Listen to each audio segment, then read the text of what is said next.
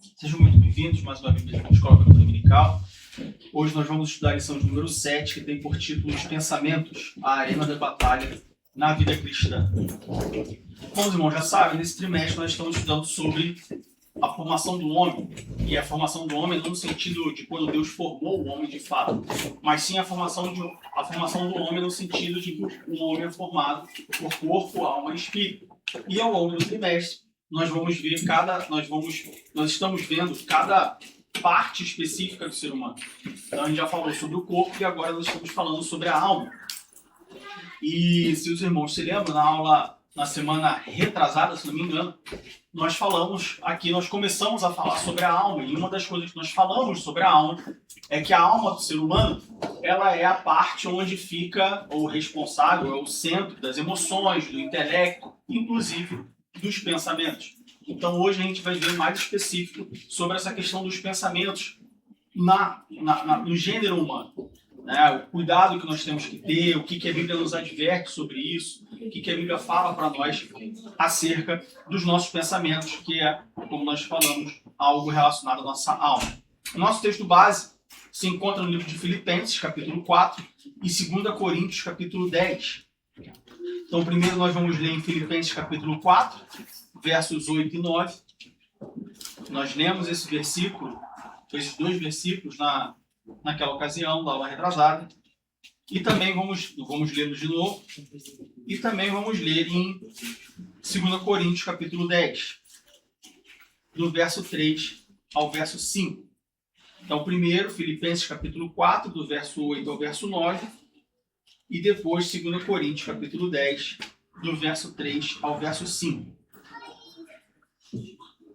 Filipenses, capítulo 4, do verso 8 ao verso 9, diz assim: Quanto ao mais, irmãos, tudo que é verdadeiro, tudo que é honesto, tudo que é justo, tudo que é puro, tudo que é amável, tudo que é de boa fama, se há alguma virtude e se há algum louvor, nisso pensai.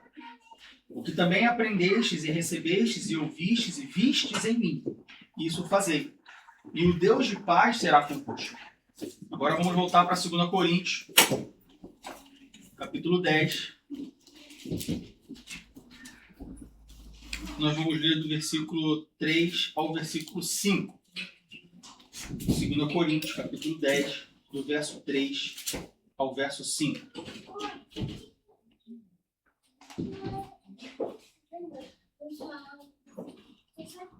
Que diz assim: Porque andando na carne, não militamos segundo a carne.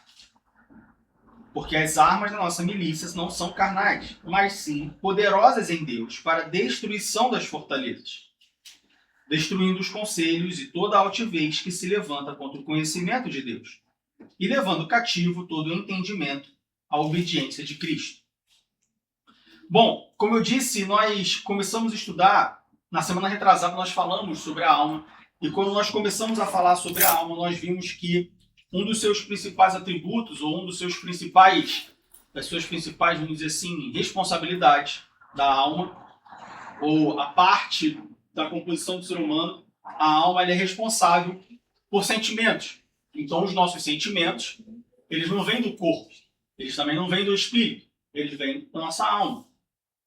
Assim como os sentimentos, a nossa vontade. Então, eu tenho vontade de fazer alguma coisa. Essa vontade, ela não vem do corpo.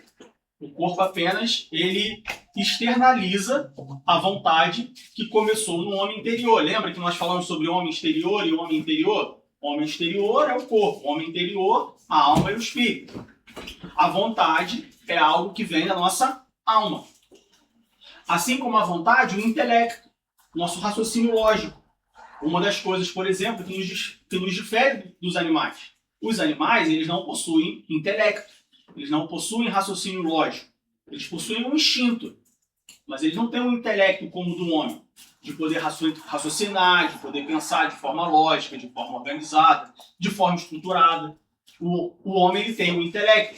A gente vê isso no Jardim do Éden, quando Deus cria o homem.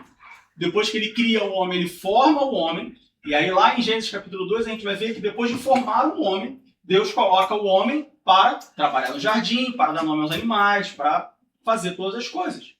Deus se comunica com o homem, Deus se relaciona com o homem. O intelecto faz parte da alma, não faz parte do corpo, nem do espírito.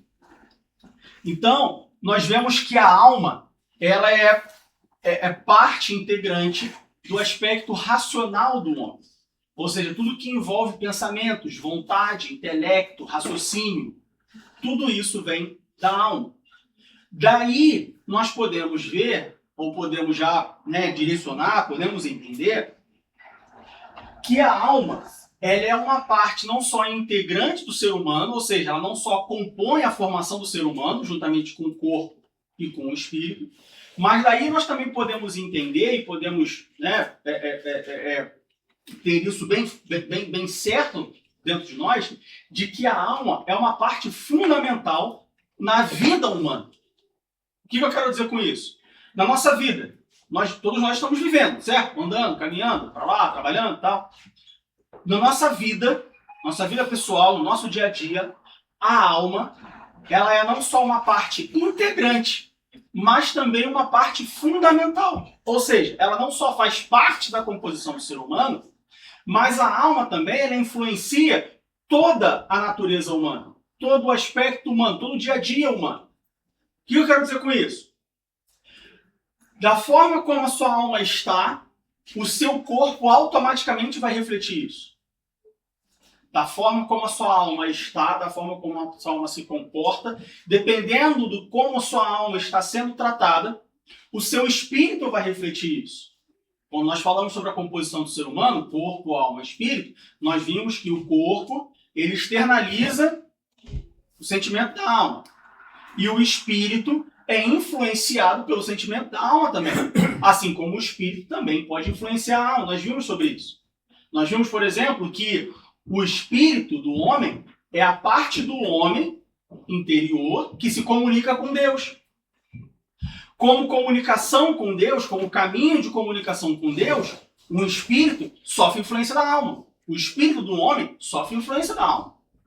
Uma alma triste, uma alma com pensamentos tristes, vai gerar um espírito triste. Uma alma com pensamentos alegres, uma alma com pensamentos bons, vai gerar um corpo que se comporta, que reflete esses pensamentos de forma boa. Nós vemos isso no dia a dia.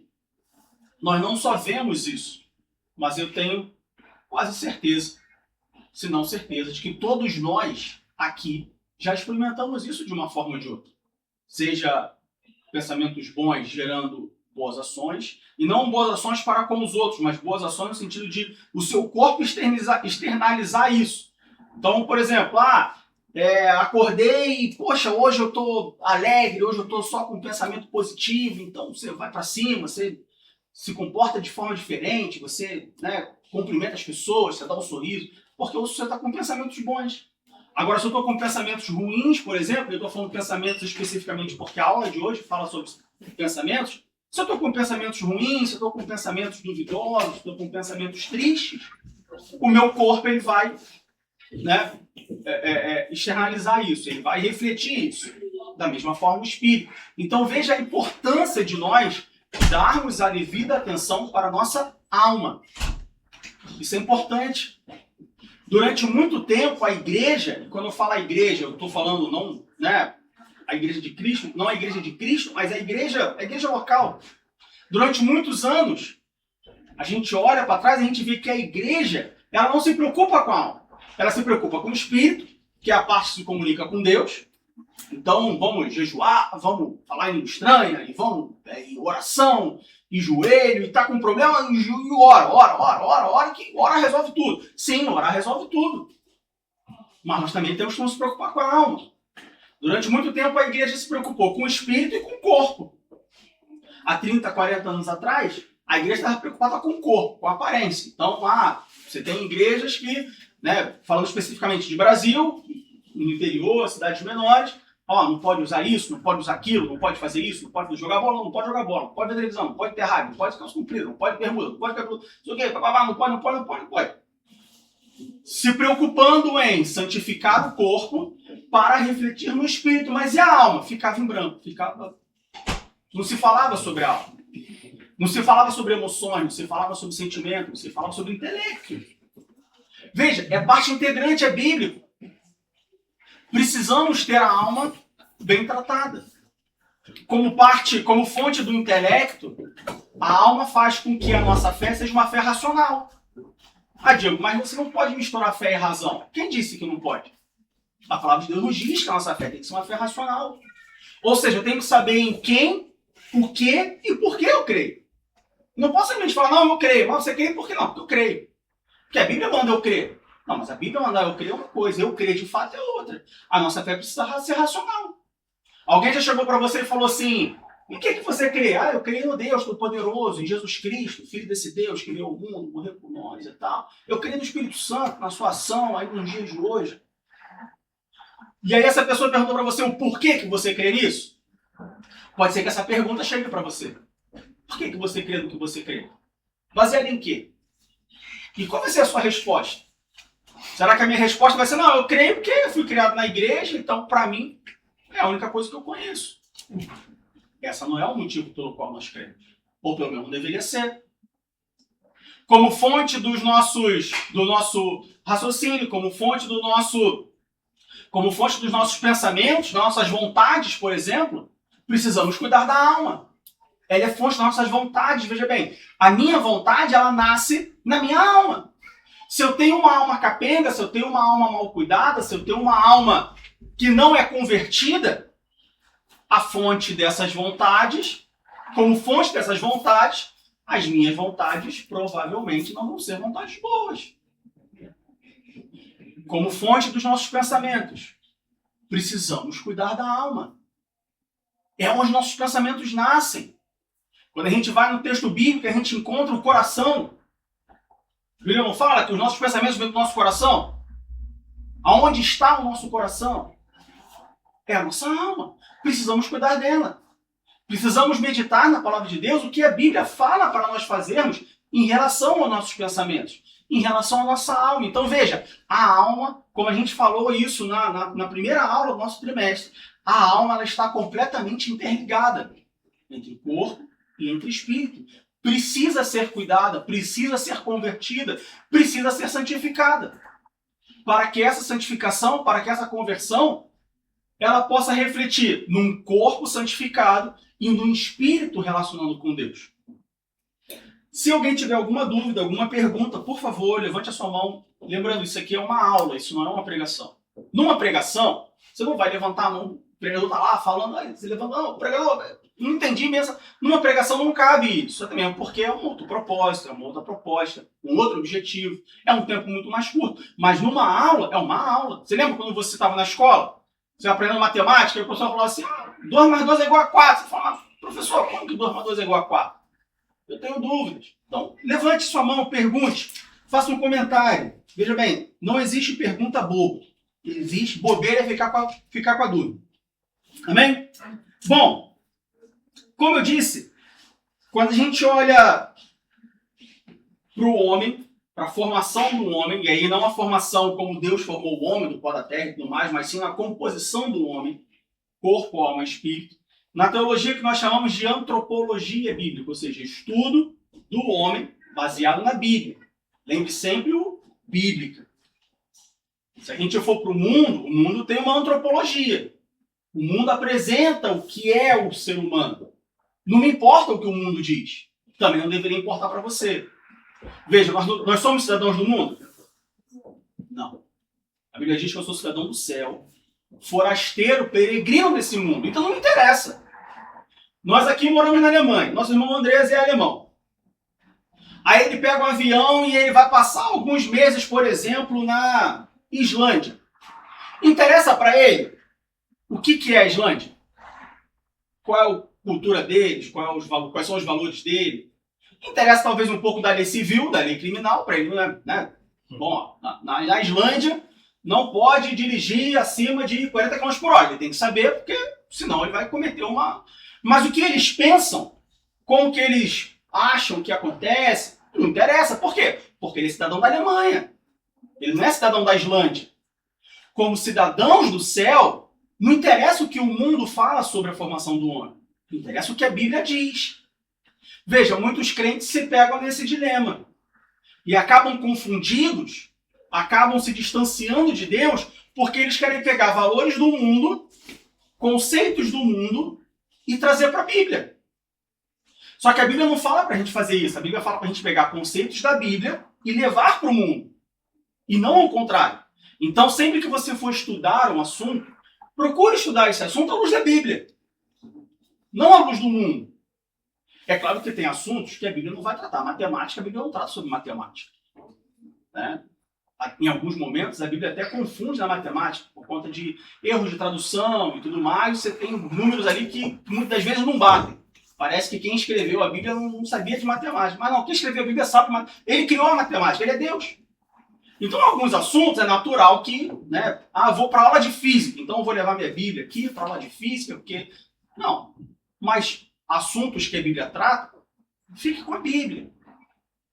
Não tente pegar do mundo e trazer para a Bíblia. Fique com a Bíblia. A antropologia bíblica, o estudo do ser humano, do ponto de vista bíblico, ele, lá em Gênesis, ele nos mostra como que o homem é composto, como nós já falamos. Corpo, alma e espírito. Quando a gente vai lá para Gênesis capítulo 1, volte para Gênesis capítulo 1. Primeiro livro da Bíblia, fácil demais. Versículo 26 e 28. 26 a 28. Depois, capítulo 2, do 18 ao 23. E, por fim, capítulo 3, versículo 8. Nós vemos como que os pensamentos, como que a alma se desenvolve ou atua no ser humano. Gênesis capítulo 1, do 26 ao 28. Um texto muito conhecido. Tenho certeza que os irmãos provavelmente já passaram por esse texto algumas vezes. Mas vamos ler novamente. E disse Deus, façamos o homem à nossa imagem, conforme a nossa semelhança. Deus fez os animais à sua imagem e semelhança? Deus fez as plantas à sua imagem e semelhança? E aí você vê em 2026 pessoas dando o mesmo valor para uma planta que dá para um animal. Que dá para um homem. O ser humano. Dando o mesmo valor que o ser humano tem para um animal. Aí Diego, você está falando que tem que maltratar? Não estou falando de maltratar os animais. Eu estou falando que existe uma ordem de prioridade. Pessoas que eu já ouvi falando assim, eu prefiro ter um cachorro do que ter um filho. Alguma coisa está errada. Mas o mundo não interessa. Nós somos cidadãos do mundo? Nós estamos indo para o mundo? Então o que o mundo faz não me interessa. Veja, quando a Bíblia fala da formação do homem, em Gênesis capítulo 1, versículo 26, a Bíblia diz, façamos o homem à nossa imagem, conforme a nossa semelhança. Isso deve fazer diferença nas nossas vidas. E domine sobre os peixes do mar, e sobre as aves dos céus, e sobre o gado, e sobre toda a terra, e sobre todo réptil que se move sobre a terra. Aqui a gente pode falar um pouco sobre preservação, inclusive, abrindo um breve parênteses. Deus diz, e domine. Só que o pensamento humano, o pensamento pecaminoso, a natureza pecaminosa do ser humano, entende dominar como subjugar. Entende dominar como explorar. Por quê? Como eu já falei diversas vezes, nós aprendemos por comparação. Então, quando a gente olha para o livro de história, que né, a civilização tal dominou a civilização tal, como que eles dominaram? Dominaram escravizando, dominaram subjugando, dominaram explorando, dominaram dizimando. Aí a gente vem para a Bíblia e lê, domine sobre os peixes, sobre as aves. Aí a gente acha que dominar é isso. Dominar não é isso. Dominar é governar. Deus, ele domina o mundo. Como que ele domina o mundo? Governando o mundo. Então veja, dominar não é subjugar. É igual quando a gente fala para casais, e aí, não, quando a gente não fala para casais, quando a gente lê a palavra de Deus, e a palavra de Deus diz que a mulher tem que ser submissa. Aí as pessoas, como assim submissa? Não, a mulher faz o que ela quiser, não pode. Mas por quê? Porque submissão tem a ver, no mundo de hoje, no pensamento moderno, quando a gente vê submissão, a gente vê alguém que faz tudo o que quer, que é mandado, a gente faz alguém que, né, faz um escravo. Isso não é submissão. Então veja, não podemos ler a Bíblia com a cabeça do mundo. Vai criar confusão. Mas como que eu sei, Diego, então? Vai estudar. Pega um bom dicionário bíblico. Pega um comentário bíblico bom. E vai ver qual é o significado de submissão. Qual é o significado de dominação. Como que Deus domina? Como que eu posso ser submisso sem quebrar as leis de Deus? E nós vamos entender tudo isso. Versículo 27. E criou Deus o homem à sua imagem. A imagem de Deus o criou. Macho e fêmea os criou. Veja, aqui é interessante como que no versículo 26 nós temos um planejamento. No 27 nós temos a execução desse planejamento. Você já planejou alguma coisa na sua vida? Quem é que já planejou alguma coisa na sua vida? Eu imagino que todos. Certo? Normalmente você tem uma fase de planejamento e depois você tem a fase de execução daquele planejamento. Então vamos lá. Vamos planejar almoçar hoje depois da igreja. Vamos almoçar onde? Você faz uma reunião, ou você faz um planejamento. Bom, vamos sair da igreja, provavelmente deve sair para a igreja às 3, e aí às 3 horas o restaurante do lado está fechado, então quer saber? Acho que eu vou no restaurante ali do outro lado da rua. É um planejamento. Daí é você executar aquele planejamento, nem sempre você executa o que foi planejado. Às vezes você planeja uma coisa, mas quando chega na execução você vê que aquele planejamento não era bom o suficiente para ser executado. Ou que aquele planejamento sofreu alterações por conta de circunstâncias fora do seu controle. Então eu planejei almoçar no restaurante do outro lado da rua porque o aqui do lado estava fechado. Mas aí no domingo, quando eu saí da igreja, o em frente da rua estava fechado também. Aí eu tive que executar uma coisa que não foi planejada. Veja, em Gênesis capítulo 1, no versículo 26, nós temos um planejamento. E disse Deus, façamos o homem à nossa imagem conforme a nossa semelhança. Um planejamento. Vamos fazer o homem conforme a nossa imagem e semelhança? Vamos. Tá aí. Boa ideia. Gostei. Fechou. Vamos fazer. E a execução? Versículo 27. E criou Deus o homem à sua imagem, e a imagem de Deus o criou. Macho e fêmea os criou. Então veja, o que foi planejado foi executado. E por que o que foi planejado foi executado? Porque era bom. Porque foi aprovado esse plano. Não houve mudança. Aonde eu quero chegar? Se Deus criou assim, é porque é bom que foi criado assim. Era bom. O que foi planejado foi bom. Então veja, essa ideia de que não, a minha alma não presta para nada, ou o meu corpo não presta para nada, eu vou descartar, e o que importa é o Espírito. O que fala com Deus? Não, o que fala com Deus é o Espírito. Então só o Espírito que interessa. O resto, joga fora no lixo. Deus criou assim. Deus criou assim. Ele planejou e ele executou dessa forma. Então é porque é bom. É a sua imagem e semelhança. Então veja, não há nada de ruim na minha alma. Bom, tecnicamente há, sem sombra de dúvida, mas não há nada de ruim no sentido de que Deus planejou dessa forma. Deus criou assim. E precisamos cuidar da mesma coisa o nosso corpo. É interessante como que, quando a gente vai para as igrejas, e quando a gente fala principalmente de denominações, você vê, existem características muito fortes e marcantes em algumas denominações. E em algumas denominações você vê que o desleixo com o corpo é assim, latente. Não, o que importa é o espírito, o corpo.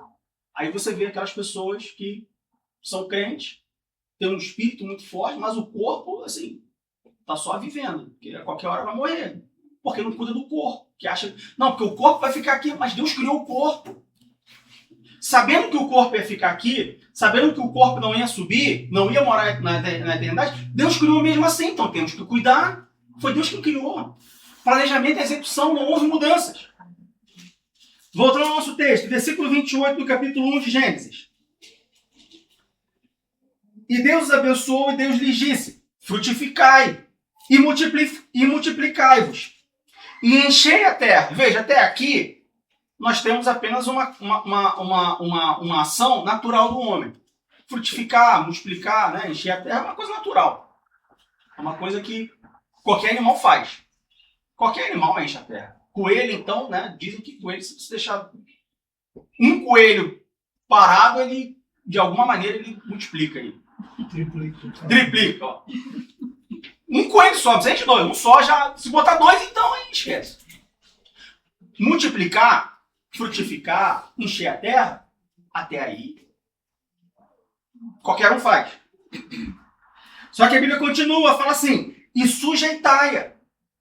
Dominai sobre os peixes do mar e sobre as aves do céu, e sobre todo animal que se move sobre a terra. Veja, para sujeitar, para dominar os animais e tudo que se move sobre a face da terra, aí precisa de intelecto, precisa de raciocínio. Um leão, ele domina sobre os animais sobre da terra? Não. O leão, ele se impõe sobre os animais da savana. Por instinto. Hã? Por instinto. Por instinto. Não por raciocínio. Uma planta, ela domina sobre os animais? Não. Olha como um homem é diferente. Por que Deus disse isso para um homem? Porque um homem tem uma alma.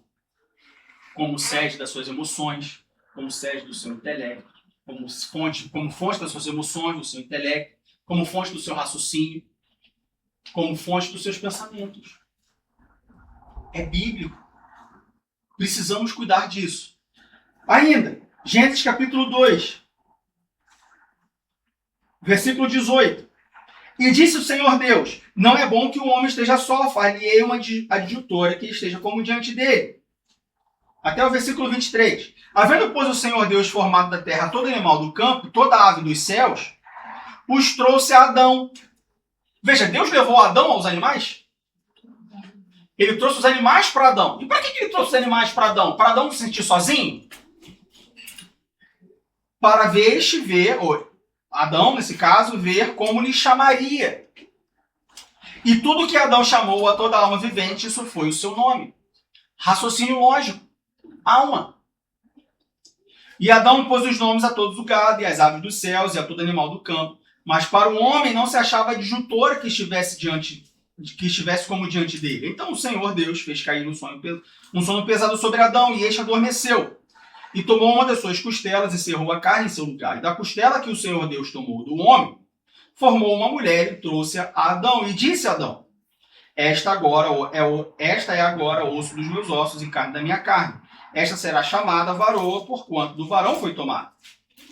Agora vamos para Gênesis capítulo 3, versículo 8. Gênesis capítulo 3, versículo 8. E ouviram a voz do Senhor Deus que passeava no jardim. Ouviram a voz? Isso começou no corpo, na alma e no espírito. No corpo, certo? E qual foi a consequência disso? Passeava no jardim pela viração do dia. E o escondeu, é do corpo, da alma ou do espírito? Da alma. Por quê? Porque é o raciocínio. Veja, o corpo ouviu. A alma se escondeu. O espírito só sofreu a consequência, coitado. Nem pena. Aqui já é depois do pecado. O espírito aqui já estava morto. Como a gente viu, não sei se foi na aula retrasada ou na anterior, na retrasada. O espírito aqui já estava morto, coitado. Já não tinha... Na retrasada. Retrasada, né? O espírito aqui já estava morto. A alma se escondeu. Por que a alma se escondeu? Raciocínio, intelecto, pensamento. A alma sabia que estava errado. A alma sabia que fez algo por livre e espontânea vontade. Ela raciocinou sobre aquilo, porque quando a serpente chega para Eva e fala para Eva, Eva pensa sobre aquilo. Não foi uma coisa forçada. Não foi a serpente que chegou para Eva e enfiou o fruto na boca. Não. Foi uma coisa dialogada, foi uma coisa pensada. Foi uma coisa raciocinada, não foi instinto. Eva não comeu o fruto por instinto. Não, foi raciocinado. A serpente chegou para Eva e falou, mano, não foi assim que Deus falou? Não, ele falou isso porque ele sabia que o dia que tu comesse, você conhecer tudo, ia ser como ele. Aí olha o pensamento. Aí Eva recebeu aquilo, pensou, raciocinou e decidiu comer o fruto proibido. Olha a importância de nós cuidarmos da alma. Não foi o corpo quem comeu. Bom, de certa forma o corpo comeu porque foi quem mastigou. Mas o corpo não pegou e comeu automaticamente. Não foi o espírito que falou para ele comer. Foi a alma. Como que chegou nessa ação? Pensamento. Eva pensou. A gente pode dizer Eu anotei aqui, ó. Eva pensou que não devia. E Adão não pensou quando devia.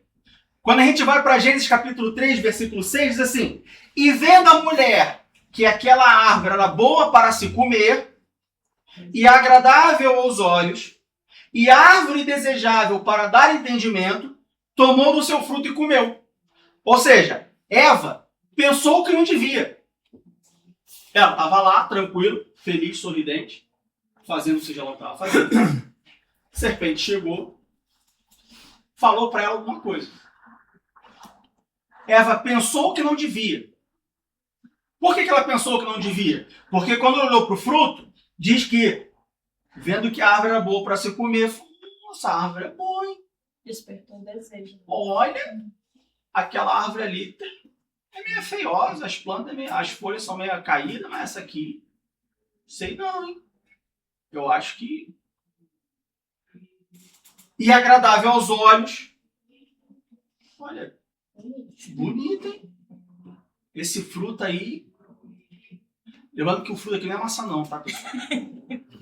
Existem algumas coisas na igreja que eu não sei explicar de onde veio. Assim, até entendo de onde alguns pode ter vindo, mas é interessante como que isso vai se multiplicando. O fruto proibido não era uma maçã, era um fruto. Que era uma maçã, não era uma maçã. Ah, mas qual era? Não sei, era um fruto. Ah, mas era uma maçã? Não sei, era um fruto. Mania que o homem tem de querer descobrir as coisas que não foram feitas para serem descobertas. Então pode comer a maçã à vontade. Vermelha, verde, amarela, azul, rosa. Come maçã à vontade. Era um fruto. A Bíblia não diz qual. Ah, porque Jonas ficou no coração da baleia. Não é no coração, não é um peixe grande. Algumas traduções dizem baleia. Por que talvez colocaram baleia? Você conhece algum peixe grande o suficiente para caber um ser humano? Não. Então coloca baleia. Mas cuidado, porque baleia não é peixe, baleia é mamífero. Então, assim, existem coisas que a gente vai falando. Deus escreve certo por linhas tortas. Como está escrito assim na Bíblia, meu? Deus escreve certo por linha certa. Certo por linha torta. Onde já se viu uma coisa dessa? Então, era boa para se comer e agradável aos olhos. Veja, começou no corpo, mas quem executou foi a alma. Mas o que poderia se dizer também que ao comer o fruto, quando ela viu o fruto, ela viu que ele era melhor do que todas as outras árvores, ela pensou também que talvez ela seria mais do que Deus? Então, aí continua, né? Era boa para se comer e agradável aos olhos. Começou no corpo. Ela olhou e viu que, opa, é diferente.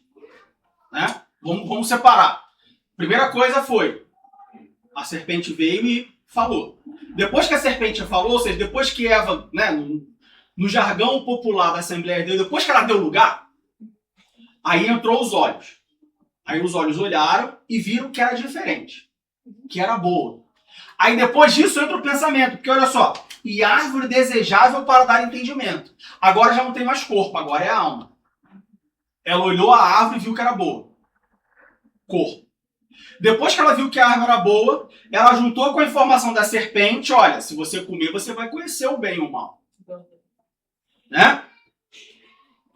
Vai te dar entendimento, você vai ser igual a Deus. Deus sabe o que é bom. Deus sabe o que é mal. Deus sabe todas as coisas. Se você comer, você vai ser igual a Ele. Aí entra o pensamento. Entendeu? Respondeu a pergunta? Não. Então primeiro veio o corpo. Viu que era boa. Mas, tá, é claro, a Bíblia não diz que ela não... que ela talvez não tenha pensado que ela seria mais do que Deus. Ela pensou que... Não era ser mais, era ser igual. Ah, tá. Era ser igual. Era ser igual. Quando a gente volta nos versículos, a gente vê a serpente falando com Eva, o objetivo ali era ser igual. É igual ao princípio de Satanás. Muita gente fala que Satanás queria ser maior que Deus, mas não, a Bíblia relata que ele queria ser igual a Deus. Igual a Deus. É o mesmo princípio que ele tem, ele quis passar isso para o ser humano, pra gente. E isso é um Querer ponto ser interessante igual a porque Deus. tem uma diferença entre ser igual e ser maior. Isso. E o fato de o máximo que nós vemos na Bíblia é querer ser igual nos indica que é impossível ser maior. Bom, é impossível ser igual também, mas... Veja que o maior... Tem uma limitação. O maior está fora de cogitação. Até pro pecado em si, Exatamente. o maior é no Está fora. Então, assim... Ser igual é impossível, mas é almejável, vamos assim dizer. Agora, ser maior não existe nada maior do que Deus. Uma esperança para o cristão. Ah, mas não existe nada maior que Deus. Um problema, uma situação, não existe nada maior do que Deus. E igual, também não existe. Mas a esperança é a última que morre, como dizem por aí. Então, voltando, versículo 6. E árvore desejável para dar entendimento. Olha o pensamento aí. No popular, na atualidade, olha o pensamento intrusivo. Isso aqui, esse é o problema, pensamento. Pensamento. Esse é o primeiro erro de Deus. Que deixa pensamento igual. Olha o pensamento. Olha a cabeça vazia. Meu avô, por parte de mãe, dizia que mente vazia é a oficina do diabo. Pensamento. Eva pensou no que não devia. Foi enganado. E Adão? Qual foi o problema de Adão? Versículo 6. E comeu e deu também a seu marido. E ele comeu com ela. Veja, com Adão não se fala sobre os olhos, sobre... E deu Adão, e Adão vendo que era bom, o comeu. Não diz isso. E deu para Adão, e buscando entendimento, Adão o comeu. Diz isso? Não. Para Adão só diz, e deu a seu marido. E ele comeu com ela. Ele poderia ter falado, não, comeu você, eu não vou comer.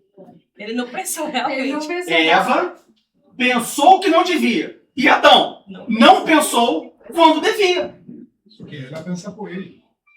Tá errado? Tá errado sim, só que ela pensa por ele. Tá errado. Adão deveria ter feito o quê? Não, mas peraí, Eva, como assim?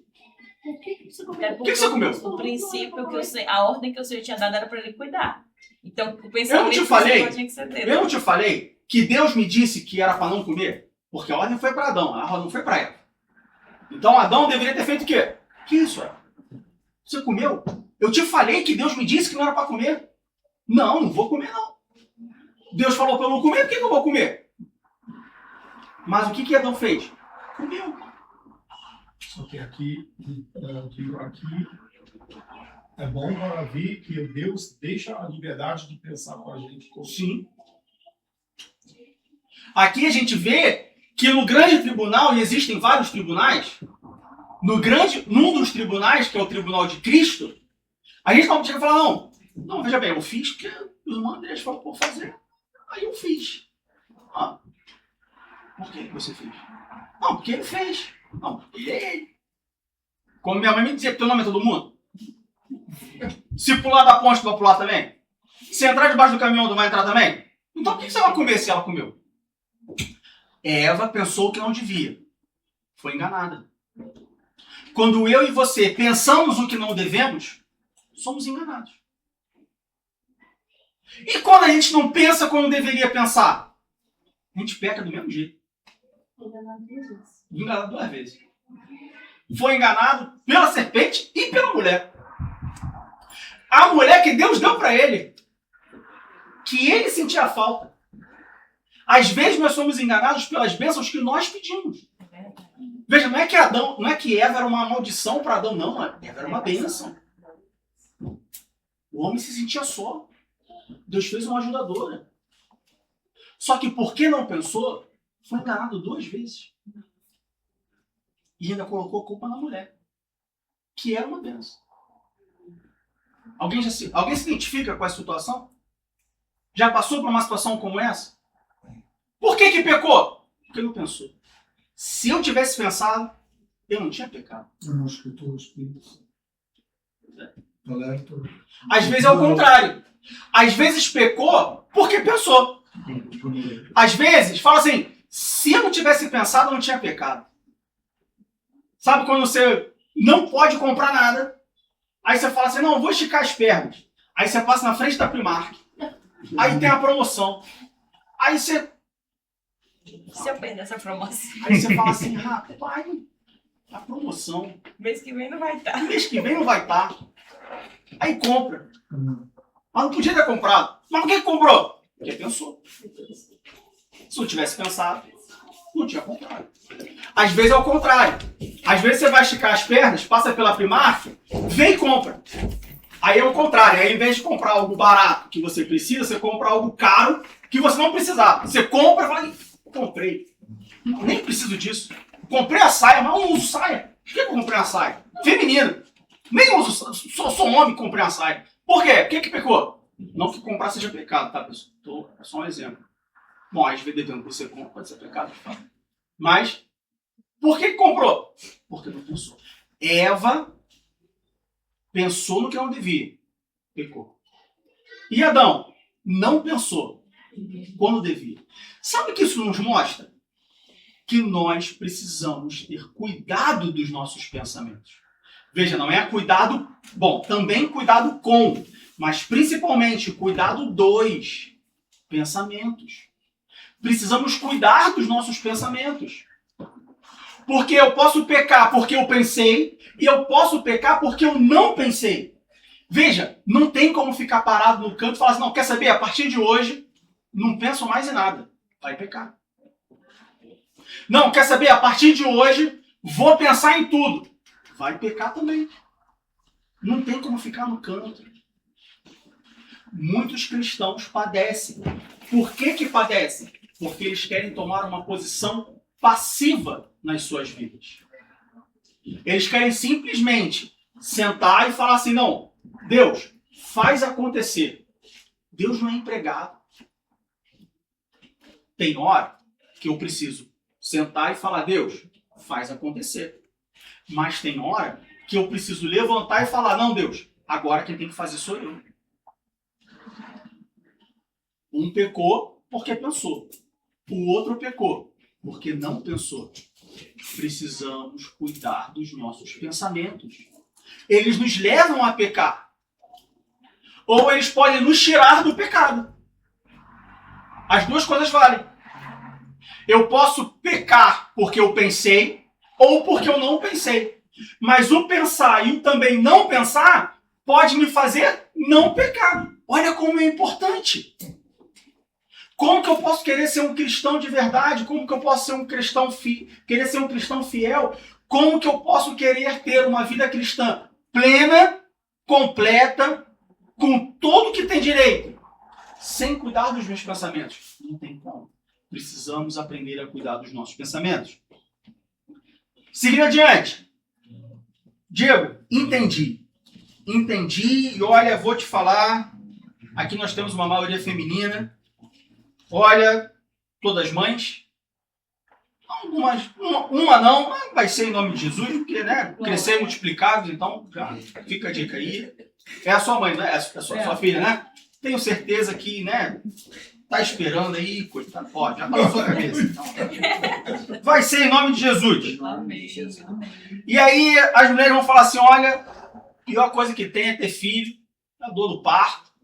Dizem que é a maior dor que o ser humano pode ter. Eu, com todo respeito, contesto um pouco essa opinião, mas é a maior dor. Então, ó, a partir de hoje eu vou pensar, vou deixar de pensar. Eu só não quero é pecar, agora eu vou mudar. O que a Bíblia me diz sobre isso, meu irmão? Filipenses capítulo 4, versículo 8, a gente começa por aí. Filipenses capítulo 4, versículo 8. Filipenses capítulo 4, versículo 8. O apóstolo Paulo diz assim, quanto ao mais, irmãos, e aí a gente falou sobre isso na aula retrasada. Começa a ler desde o versículo 6, versículo 7, você vai ter um pouco mais de contexto. Mas aqui no versículo 8, porque no versículo 6 ele dá ele fala sobre o sentimento, no versículo 7 ele continua falando. Aí no versículo 8, assim, Paulo ele amarra tudo de um jeito e ele fala assim, ó, quanto ao mais, ou seja, tudo, né? Aqui, quanto ao mais, irmãos, tudo o que é verdadeiro, tudo, ele é uma palavra indefinida, ou seja, ele não define em que, tudo é tudo. O que é tudo? É tudo. Eu como de tudo. Ah, mas você come cachorro-quente? Como? Você come pizza? Hambúrguer? vegetal, tudo é tudo. Então Paulo fala assim, quanto ao mais, irmão, tudo o que é verdadeiro,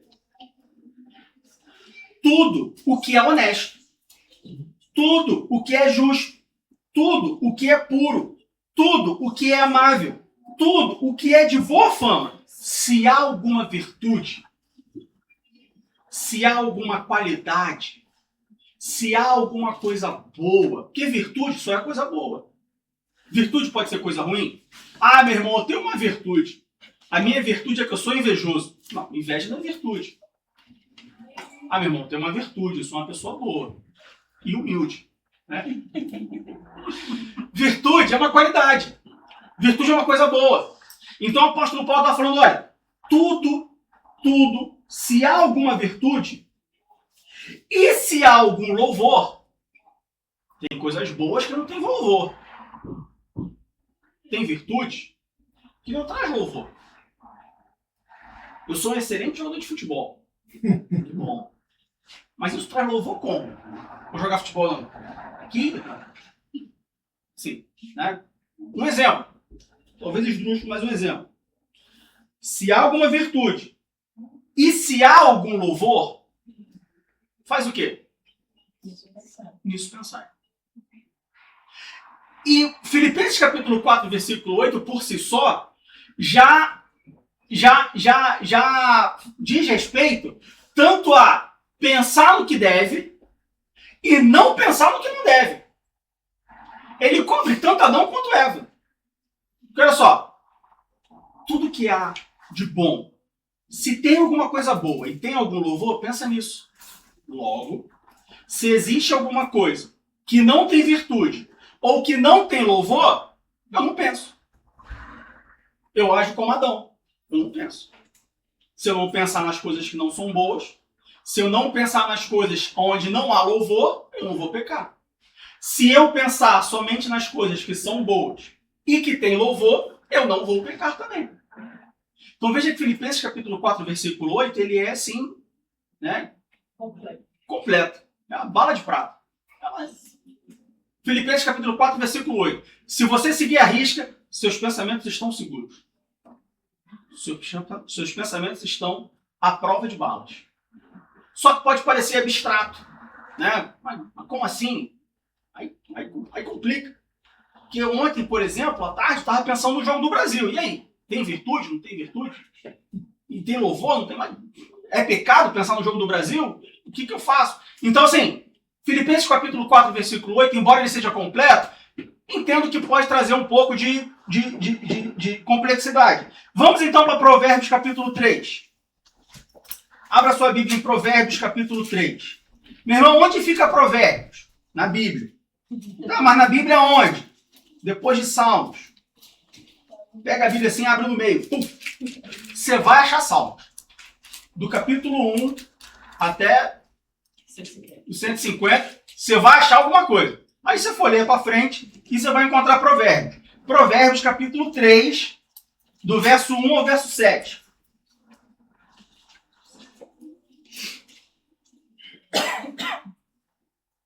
Provérbios 3, do 1 ao 7, diz assim: Filho meu, não te esqueças da minha lei, e o teu coração guarde os meus mandamentos. Diego, mas o que isso tem a ver com pensamento? Aqui está falando sobre guardar a lei, sobre guardar os mandamentos. O que isso tem a ver com os pensamentos?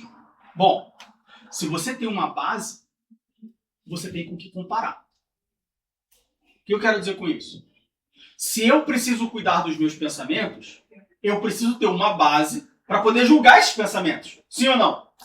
Certo? Eu chego para você e falo assim, olha, toma aqui uma raposa. Vi uma raposa agora de manhã vindo para a igreja. Toma aqui uma raposa. Cuida dessa raposa.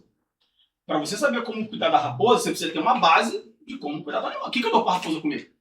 Então, eu preciso ter uma base. Eu preciso ter alguma coisa que me diga o que eu vou utilizar para cuidar de uma raposa. Se nós precisamos cuidar dos nossos pensamentos, nós precisamos de uma base para eu saber como cuidar desses pensamentos. Provérbios capítulo 3, versículo 1. Não te esqueças da minha lei, e o teu coração guarda os meus mandamentos.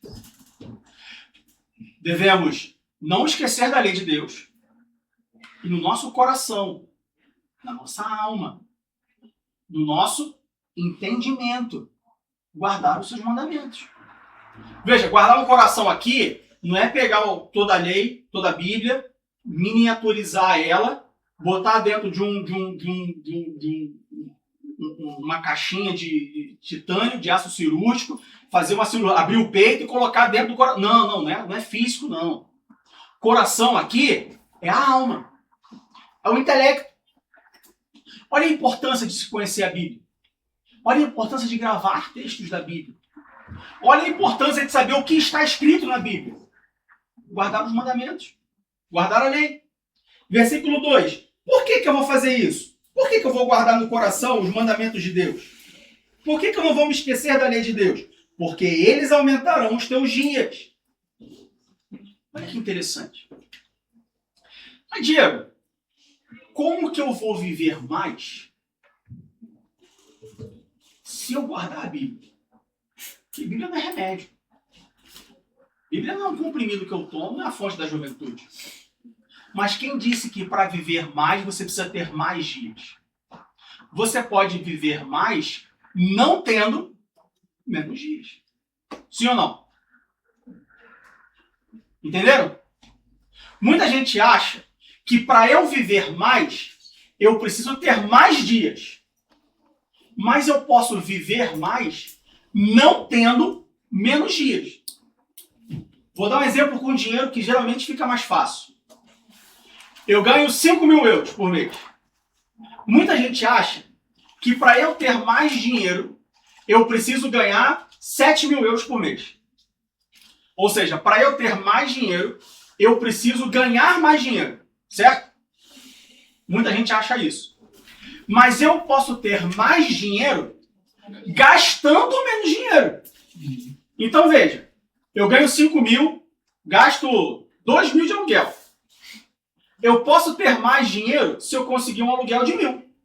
Certo? Eu não tive aumento, mas eu tenho mais dinheiro. Por quê? Porque eu gastei menos dinheiro.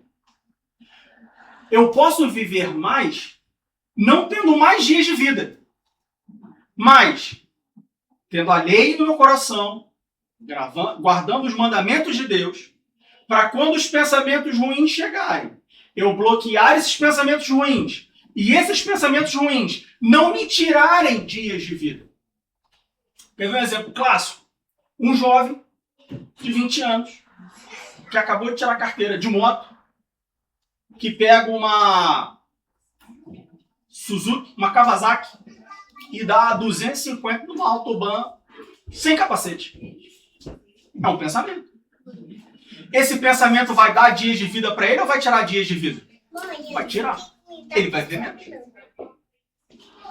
Se ele rejeitar esse pensamento, ele vai viver mais. Não porque ele teve mais dias de vida, mas porque ele não teve menos dias de vida. Entendem a lógica? Quando a gente pensa por esse aspecto, Provérbios capítulo 3, versículo 2. Porque eles aumentarão os teus dias. E te acrescentarão anos de vida e paz. Você conhece alguém que se converteu velho? E aí velho pode ser um termo... Não, velho menos de 200 anos. Mas que se converteu mais depois de um certo período da vida? Você conhece alguém que se converteu assim? Sei lá, uma pessoa que se converteu, por exemplo, com 70 anos de idade. Você já conheceu alguém que se converteu assim? Mais velho? Ninguém? 50? Conhece alguém que se converteu depois de 50? Zero. Então, provavelmente, depois que essa pessoa que se converteu já depois de alguns anos, depois que ela for madura espiritualmente, depois que ela atingiu uma certa maturidade, que a vida espiritual é como a vida física, existe, demanda uma certa maturidade. Depois que essa pessoa atingiu uma maturidade, se você perguntar para ela um dos arrependimentos da vida dela, ela vai te falar: eu devia ter me convertido mais cedo. Devia ter me convertido mais jovem. Porque a conversão mais jovem vai fazer Provérbios capítulo 3, versículo 2. Vai acrescentar anos de vida e paz. A pessoa vai falar assim: se eu tivesse me convertido com 20, eu não teria sofrido 30 anos o que eu sofri. Se eu tivesse me convertido com 20, eu não teria passado pelo que eu passei. Talvez eu tivesse uma ruga a menos, um cabelo branco a menos, tivesse uma dor a menos, tivesse uma cicatriz a menos. Provérbios capítulo 3, versículo 2. Mas continua até o versículo 7. Não te desamparem a benignidade e a fidelidade. Atas ao teu pescoço, escreve-as na tábua do teu coração. E acharás graça e bom entendimento aos olhos de Deus e dos homens. Confia no Senhor de todo o teu coração e não te estribes no teu próprio entendimento. Crente que sofre. Mas por que esse crente sofre? Porque confia no próprio entendimento. Porque ele acha que sabe tudo. Espiritualmente falando, é um adolescente que acha que conhece o mundo.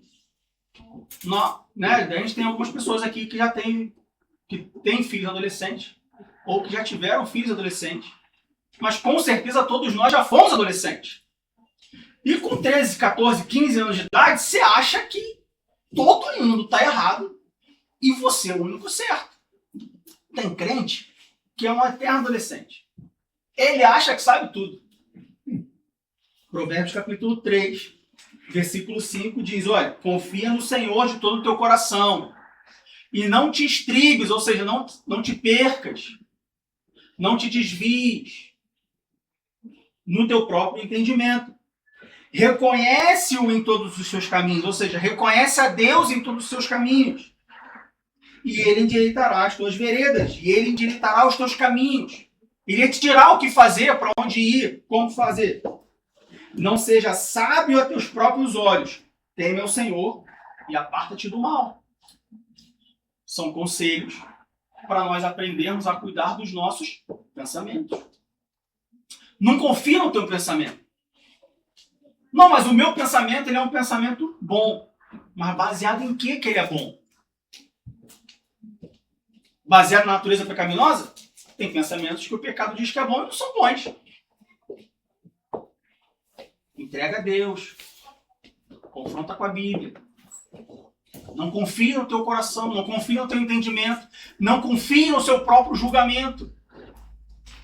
Porque temos uma natureza pecaminosa. Lembra quando a gente falou? O espírito estava morto. Antes, quando Deus criou todas as coisas, o espírito estava vivo. Ele dominava sobre a alma e o corpo. Dominava. Não subjugava. Dominava. Com o pecado, o espírito morreu. E agora quem domina é a alma. Com a conversão, com a salvação, o espírito voltou à vida. Mas ele voltou à vida, mas está sob o domínio da alma. Até que seja transformado, glorificado, papapá, vivendo na eternidade. Então a alma ainda domina sobre o espírito. A alma tem uma natureza pecaminosa, ela precisa ser doutrinada, ela precisa ser trabalhada, ela precisa ser cuidada. Os nossos pensamentos precisam ser cuidados. Precisamos ter cuidado com os nossos pensamentos. Provérbios, ainda, capítulo 15, versículo 38, versículo 28.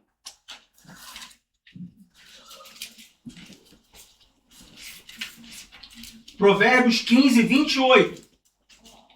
Diz assim: o coração do justo medita o que há de responder, mas a boca dos ímpios derrama em abundância coisas más.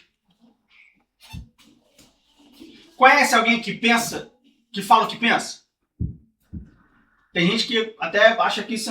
Não, eu sou muito espontâneo, eu falo o que eu penso. Bom, se você é um ímpio, está dentro da Bíblia. Agora, se você é um crente, olha, é bom você ter cuidado.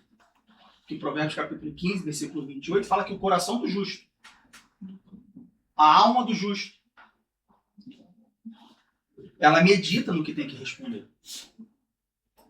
Ela cuida dos pensamentos. Como que um crente fala sem pensar? Alguma coisa errada. Um crente tem que pensar antes de falar. Não, meu irmão, mas faz parte do meu temperamento. E Deus não muda temperamento. De fato, Deus não muda o temperamento. Mas o fruto do Espírito controla o temperamento. Então, se o seu temperamento está descontrolado, está faltando o fruto do Espírito. Alguma coisa está... não é normal. Ainda pensam que é verdade. Ainda pensam que é verdade. Não, falei mesmo porque tinha que falar e assim não gostou. Não, aí. Provérbios capítulo 15, versículo 28. O coração do justo, a alma do justo, os pensamentos do justo, medita o que há de responder. Cuide dos pensamentos. Jeremias capítulo 17. Continua folheando a sua Bíblia, continua para frente aí, que você vai achar Isaías. Aí depois você vai achar Jeremias. Jeremias, capítulo 17, versículos 5 e 10. Jeremias, capítulo 17, versículos 5 e 10. Diz assim: assim diz o Senhor, maldito o homem que confia no homem. Ah, eu sabia, não posso confiar em ninguém. E essa história de confiar em pastor nada, confiar em líder, não confia em ninguém. A Bíblia diz, maldito o homem que confia no homem. Não, você está interpretando a Bíblia errada.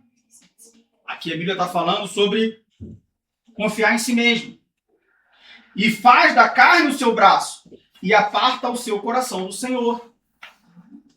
Seus pensamentos. Maldito o homem que acha que seus pensamentos são top de linha. São sempre bons. Versículo 10 agora. Eu, o Senhor, esquadrinho o coração. Eu provo os pensamentos. E isso para dar a cada um segundo os seus caminhos e segundo o fruto das suas ações. Olha aqui a exortação para nós. Se eu não cuido dos meus pensamentos, se eu não provo os meus pensamentos, Deus prova. Você quer ser provado por você ou por Deus? Quem que você quer que cuide dos seus pensamentos? Você ou Deus? Nesse sentido... Nesse sentido, eu. Nesse sentido, não, porque esse sentido é de julgamento. O que Jeremias está falando aqui é o seguinte, olha, se você não cuida dos seus pensamentos para ver se eles são bons ou maus, Deus conhece os teus pensamentos. E Ele vai te julgar de acordo com os teus pensamentos. Então, nesse caso aqui, é melhor eu cuidar. Porque se eu cuidar, eu tenho uma chance de não ser julgado por aquilo. Eu tenho uma chance de não ser condenado por aquilo. Mas não é cuidar de acordo com a minha vontade. É cuidar de... Lembra que nós estamos lendo uma série de... Os versículos estão ordenados, não é aleatoriamente. Nós estamos construindo um pensamento. Então eu tenho que cuidar dos meus pensamentos, mas porque eu tenho a lei de Deus gravada no meu coração. Porque eu tenho uma base para me dizer, porque eu não estou confiando no meu julgamento humano, mas sim levando os meus pensamentos de encontro à Bíblia e vendo se de fato eles são bons ou maus, se eu devo pensar neles ou não. Porque se eu não fizer isso, Deus vai fazer isso por mim. Vou ser julgado pelo aquilo que eu penso. Ou por aquilo que eu não penso. Lembre-se sempre, Eva pecou porque pensou. Adão pecou porque não pensou quando deveria pensar. Alguma dúvida, alguma pergunta? Nós precisamos, cabe a nós, pensar, todo mundo pensa. Nós temos intelecto.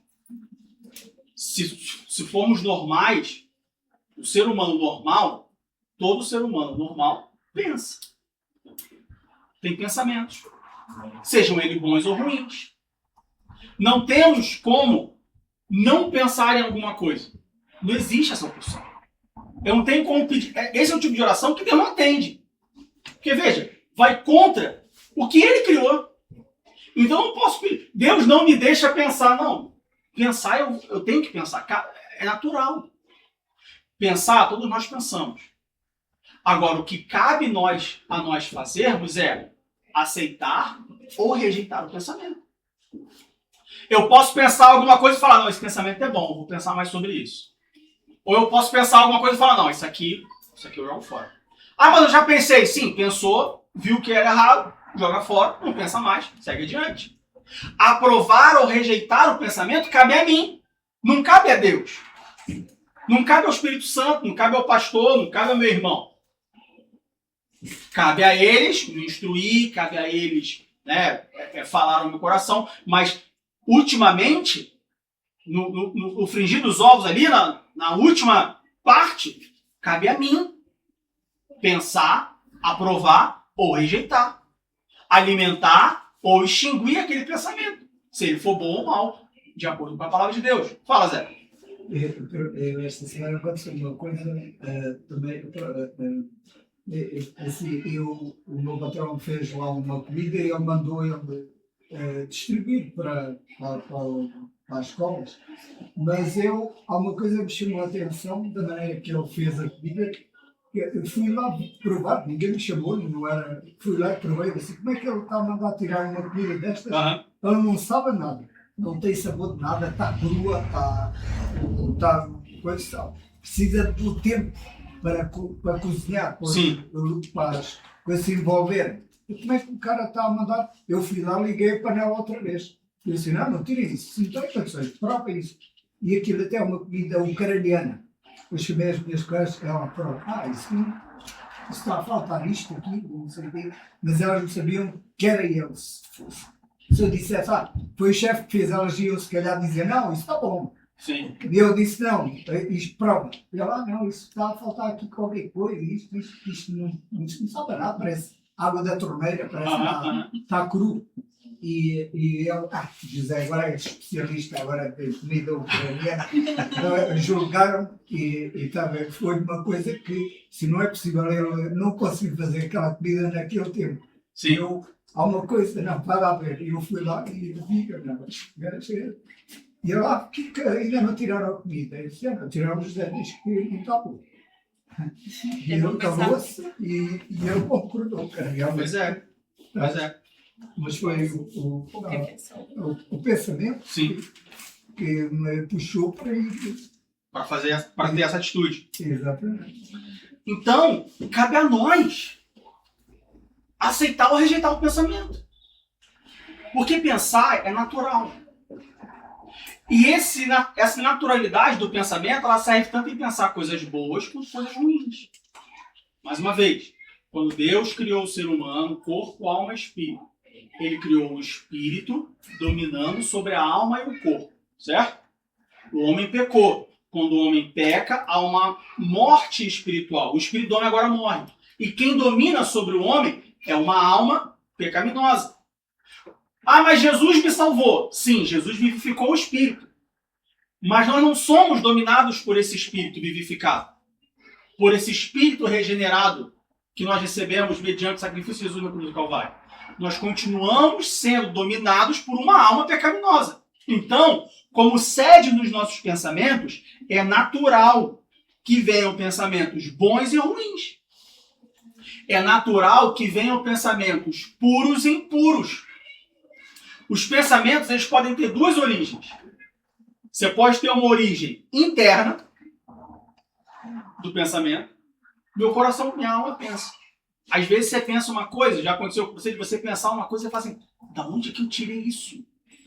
Da onde isso veio? Tipo, completamente aleatório. Como que eu consegui pensar um negócio desse? Origem interna. Não teve estímulo. Você simplesmente pensou. Você fala assim, rapaz, Deus me ajuda aqui, porque esse pensamento foi completamente fora.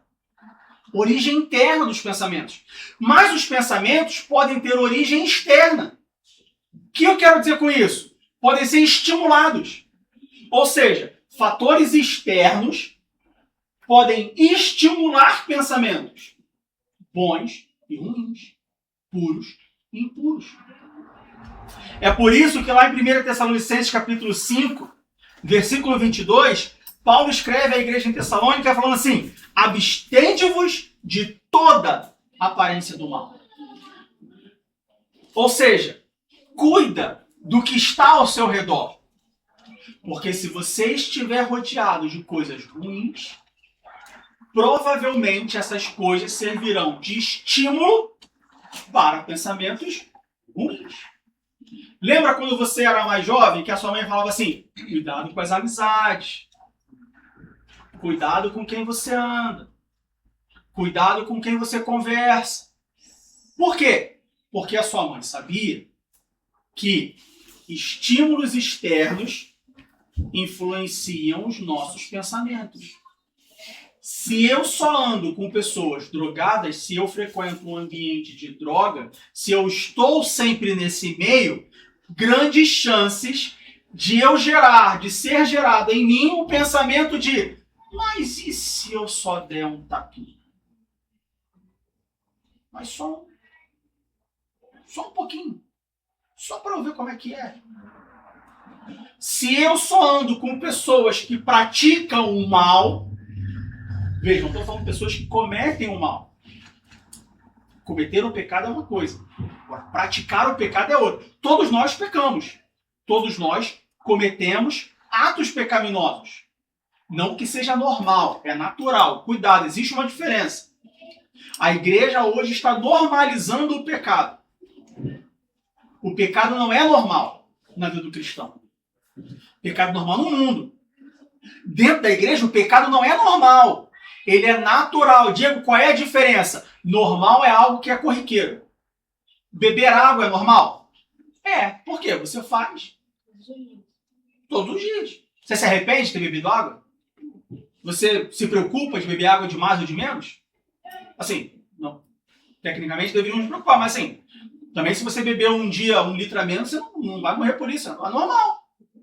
Final do dia, ih, caramba, hoje eu só bebi um copo d'água. Ah, tudo bem, amanhã eu bebo um a mais, um a menos. Enfim. A igreja está normalizando o pecado. Isso é um perigo. Isso é errado. Músicas que normalizam o pecado, cantadas dentro da igreja. O pecado não é normal, o pecado é natural. É natural que eu tenha mais vontade de comer um hambúrguer do que um alface. Mas isso não pode ser normal. Isso tem que ser combatido. E eu tenho que me convencer e cuidar para que eu coma mais alface do que hambúrguer. Entenderam a diferença entre normal e natural?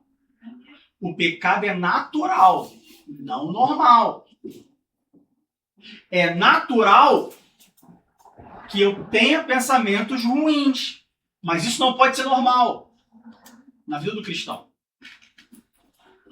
Então Paulo fala, olha, abstenha-vos de toda aparência do mal. O mal está ali? Vem para cá. Porque se tiver contato com pessoas que praticam o pecado, a chance dos pensamentos ruins virem como influência externa é alta. E aí vai dar o dobro de trabalho de você se livrar desses pensamentos. Porque eles são muitos. O estímulo é muito grande. Ah, eu tenho um problema com consumismo. Mas eu faço caminhada no shopping. Vai. Coisa errada. Se você tem problema de consumismo, ou seja, se você compra desenfreadamente, um shopping center que tem várias lojas é o último lugar do mundo que você deve ir. Ah, eu tenho problema com o controle de doce. Eu sou diabético, não posso comer doce. Mas eu trabalho numa loja de doce. Meu irmão, troca de emprego. Você está procurando problema. São exemplos bobos, mas que nos fazem refletir sobre como nós temos agido para controlar os nossos pensamentos. Ah, Diego, mas vocês são chatos, vocês ficam falando de culto tem que vir para a igreja. A chance de você ter um pensamento ruim dentro da igreja é infinitamente menor do que se você estiver frequentando um local com pessoas praticantes do pecado fora da igreja. Ah, mas na igreja também tem praticante de pecado. Tem. Teoricamente tem menos. Ah, não, a minha igreja é tudo igual. Troca de igreja. Talvez a igreja que você esteja não seja uma igreja adequada. Troca de igreja. Mas antes de você trocar de igreja, lembre-se que você é a igreja. Então não adianta colocar a culpa na igreja se eu sou o principal fator da igreja ser assim. Porque a igreja sou eu. Na minha igreja só tem pecador. Sim, só tem pecador. Começando por mim. Faça a diferença. Jesus não falou pra gente ser sal da terra e luz do mundo? Seja sal, seja luz. Faça a diferença. Mude. Influencie positivamente. Cuidemos dos nossos pensamentos. Salmos capítulo 101. Salmos capítulo 101. Onde fica Salmos? No meio da Bíblia. Não tem como errar. Bíblia pequena, grande, nova, velha, inglês, português, alemão, qualquer idioma, qualquer Bíblia. Se você abriu no meio dela, não achou Salmos, cuidado, senão não tem uma Bíblia, se tem alguma outra coisa aí. Salmo 101, do verso 3 ao verso 5. Não porei coisa má diante dos meus olhos. Tem gente que fala assim, meu irmão, olha, ora por mim, meu irmão. Claro, meu irmão, claro, meu irmão. Vamos orar assim. Não, ora por mim, porque só penso coisa errada. É mesmo? Poxa, então vamos orar para Deus purificar os seus pensamentos e tal. Então, o que você tem visto? Tem só a ver com coisa ruim. Meu irmão, ora por mim que eu estou atribulado. É mesmo? Poxa, vamos orar então e tal. Aí passa um tempo. Ah, porque ontem eu vi um filme de terror lá, né, Invocação dos Espíritos. Aí também complica, né? Aí também fica difícil. Salmo 101, versículo 3. Não porei coisa má diante dos meus olhos. O que você tem visto? O que você tem presenciado? Com quem você tem se relacionado? Aborreço as ações daqueles que se desviam. Nada se me pegará. Um coração perverso se apartará de mim. Não conhecerei o homem mau. Aquele que difama o seu próximo às escondidas, eu o destruirei. Aquele que conta fofoca, aquele que fala mal. Por que você está perto dele? Ah, eu estou perto dele para converter ele. Estou perto dele para pregar para ele. Meu irmão, quem convence que o pecado é justiça e juízo não sou eu nem você. É o Espírito Santo. Não precisa ficar perto, só ora. Oração à distância, conhece? Existe. Oração à distância. É igual carta. Você precisa estar perto de uma pessoa para escrever uma carta? Não. Posso mandar uma carta para o Japão que ela vai chegar lá, não vai? Oração à distância. Então essa história, não, tem que ficar perto. É muito fofoqueiro, mas eu fico perto ali só para, né? Para poder controlar ele. Não, que controla o Espírito Santo. Não controla nada. Você está interessado na fofoca, você quer saber em primeira mão. Versículo 5. Aquele que difama o seu próximo às escondidas, eu o destruirei. Aquele, não é destruir de acabar, não é matar a pessoa não, tá? É destruir no sentido da fonte, de cortar relações. Aquele que tem um olhar altivo e coração soberbo, não o suportarei. De novo, nós precisamos cuidar dos nossos pensamentos. Como que eu cuido dos meus pensamentos, Diego? Olhando as minhas atitudes. Com quem eu ando? Com quem eu converso? Com quem eu me relaciono? O que eu vejo? O que eu ouço? O que eu faço? Lembra dos 5 sentidos? Nosso corpo tem 5 sentidos, não tem? Visão, audição, olfato. Tem pensamentos ruins que vêm pelo cheiro. Pelo cheiro. Fala e audição. Visão, audição, olfato, fala Paladar. e tato. É. E tato. 5 sentidos. 5 fontes de pensamentos, bons ou ruins, puros ou impuros, santos ou pecaminosos. Precisamos cuidar dos nossos pensamentos. Ainda, Tiago capítulo 1, versículo 13.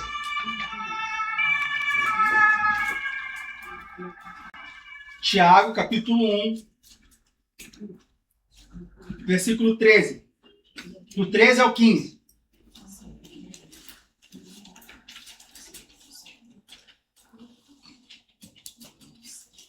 Tiago 1, do 13 ao 15, diz assim: porque o juízo será sem misericórdia sobre aquele que não fez misericórdia. E a misericórdia triunfa sobre o juízo. Meus irmãos? Não. Não está em Tiago, não. Tiago 1, 13 a 15. Estava em Tiago 2. Tiago 1, 13 a 15. Ninguém sendo tentado, diga, de Deus sou tentado. Ver, tem gente que fala assim, rapaz, estou numa prova de Deus aí, uma prova violenta. É mesmo, meu irmão? É. Olha a prova, Deus está apertando meu calo. Mas a vitória vai ser maior. Mas é mesmo. Mas qual é a prova, meu irmão? Não, estou na dívida aí no cartão de crédito que Deus deixou chegar até a mim. Estou devendo 50 mil no cartão de crédito. É mesmo, irmão? Deus está te provando. Tá, Deus está me amassando, meu irmão. Mas olha, Deus é fiel, Ele vai me dar a vitória. Não tem nada a ver com Deus. Tem a ver com o meu consumismo desenfreado. Tem a ver com as pessoas que eu sigo no Instagram, que eu vejo ela no restaurante caro, quero ir para o restaurante caro também, porque eu também quero tirar foto e dizer que eu também faço parte daquele grupo. O senso de pertencimento, a psicologia explica, que faz com que eu estoure o cartão de crédito e seja endividado. E Deus não tem nada a ver com a história. Veja bem, Tiago, capítulo 1, versículo 13. Ninguém sendo tentado, diga, de Deus sou tentado. Porque Deus não pode ser tentado pelo mal e a ninguém tenta. Deus não tenta ninguém. Deus, Ele prova. Qual é a diferença da tentação e da prova? Toda prova tem um propósito. Lembra da escola? Quando você estava na escola que chegava uma prova? Aquela prova era do nada? O professor acordou um dia e falou assim, quer saber? Hoje eu vou dar uma prova de matemática difícil pro Andrés. É assim que ele fazia? Às vezes. Deixa Às vezes. Deixa surpresa. Mas por que isso acontecia? Talvez estamos prontos. Mas por quê? Para deixar que eles fiquem preparados, estudar antes. Normalmente porque a turma pô. Porque os alunos eram bagunceiros. Porque se o aluno for legal, o professor dá a dica. Não. Será que não? A prova tem um propósito. Deus prova com um propósito. A tentação não. A tentação não tem propósito. Você lembra da tentação de Jesus Cristo? Não tinha um propósito ali. Tinha a tentação para fazer Jesus pecar. De certa forma tem um propósito. Mas o propósito que eu falo no sentido positivo, de crescimento. Tiago capítulo 1, versículo 13. Ninguém sendo tentado diga, de Deus sou tentado, porque Deus não pode ser tentado pelo mal. E ninguém tenta. Mas cada um é tentado quando... Quando que eu sou tentado? Quando eu sou atraído e o quê? Você sabe o que é engodado? Enganado. Hã? Quando a gente é envolvido, talvez. Engodado é ser envolvido. Engodado é ser convencido. Engodado é quando eu falo assim, não. Ele falou isso porque ele sabe que se o dia que você comer o fruto, você vai conhecer o bem do mal. Não, ele está falando isso porque, na verdade, ele não quer que você faça. Porque ele sabe que se você fizer, você vai ser igual a ele. Isso é ser engodado. Quando que nós somos engodados? Veja, atraído e engodado. Quando que nós somos engodados? Quando a gente faz o quê? Quando a gente cede à nossa vontade carnal. Como? Cedendo aos nossos pensamentos maus. Atraído não envolve pensamento. Veja bem, atraído é algo corporal. Você não é atraído, não envolve pensamento. Você é atraído. Você está passando e você é atraído por alguma coisa. Essa é a atração, certo? Atraído. Só que Tiago fala, cada um é tentado quando é atraído ou engodado. Atraído e engodado. No português, imagino que no alemão também, assim como no inglês, o e é uma conjunção aditiva. E, meu irmão, aí eu vim para cá aprender Bíblia e tô, aí complica. O que é uma conjunção aditiva? É uma soma. Uma coisa e outra. Para a condição ser verdadeira, as duas condições, as duas partes precisam ser verdadeiras. Eu sou tentado quando eu sou atraído e engodado. Quando eu sou atraído e eu deixo os meus pensamentos serem influenciados por essa atração. Aí eu sou tentado. Cada um é tentado quando atraído e engodado. Por quem? Pelo próximo? Por Satanás? Pela sua própria concupiscência. Pelo seu próprio desejo. Por você mesmo. Ah, porque o diabo está furioso na minha vida. Não, ele só está te atraindo. Quem é engodado é você. Pela sua própria concupiscência. Não, porque, meu irmão, o diabo está furioso na minha vida. O diabo, assim, ele está me perseguindo. Ok. Não, porque o diabo está me tentando. Tá bom. Não, porque o diabo está... Ele só está te atraindo. Só está te atraindo. A questão de ceder é a escolha do Deus. Eu escolho se eu vou ceder ou não. Eu escolho se eu vou pensar nessa atração ou não. Depois, havendo a concupiscência concebida, ou seja, havendo o desejo cedido àquela atração, aquele engodo, dá a luz ao pecado. E o pecado, sendo consumado, gera a morte. Precisamos cuidar dos nossos pensamentos. Eles fazem parte integrante, crucial da prática da ação do pecado. Meu irmão, como que eu faço para parar de pecar? Cuide dos seus pensamentos. É uma das coisas que você pode fazer.